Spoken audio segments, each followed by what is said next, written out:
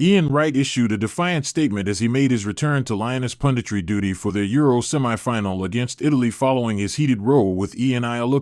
The Arsenal legend was not included in ITV's original tournament coverage but took his place on the lineup set to be part of the broadcaster's punditry team on Tuesday night. The 61-year-old was joined by former Chelsea manager Emma Hayes, ex-England star Karen Carney and presenter Laura Woods as England prepared to take on Italy at the Stade de Genève in a bid to reach a second consecutive Euro final. Despite not being involved in the tournament's coverage initially, Wright, a longtime supporter of the women's game, has covered Euro 2025 alongside ex-England captain Steph Houghton on his Crossways podcast. His involvement in the semi-final was the first time he has appeared as a pundit for the Lionesses since Eni Aluko accused him of blocking opportunities for female presenters. But Wright is now back covering the England women's team and made it clear he was always going to be. "I was in the middle of the Asian Sea, taking it easy," Wright began with a beaming smile across his face. Then England stumbled into the semis. Presenter Laura Woods had initially said, "I'm rather delighted to have our old friend Ian Wright back in the fold.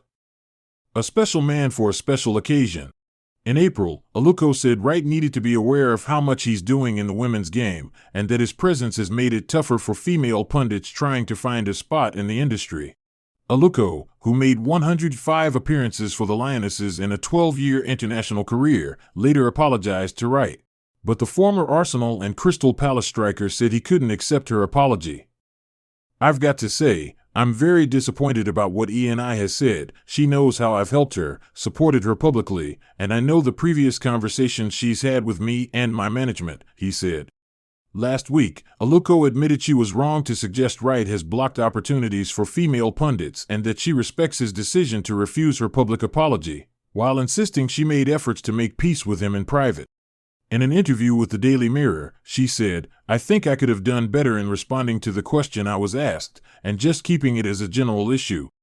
In her Women's Hour interview in April, Aluko also said, "The fact of the matter is, there is a limited amount of spaces available.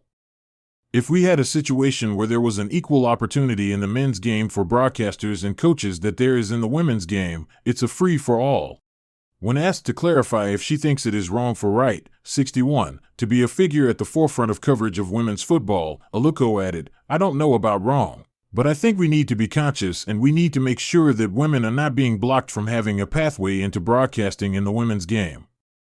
It's still new, it's still growing. There's a finite amount of opportunities and I think that men need to be aware of that."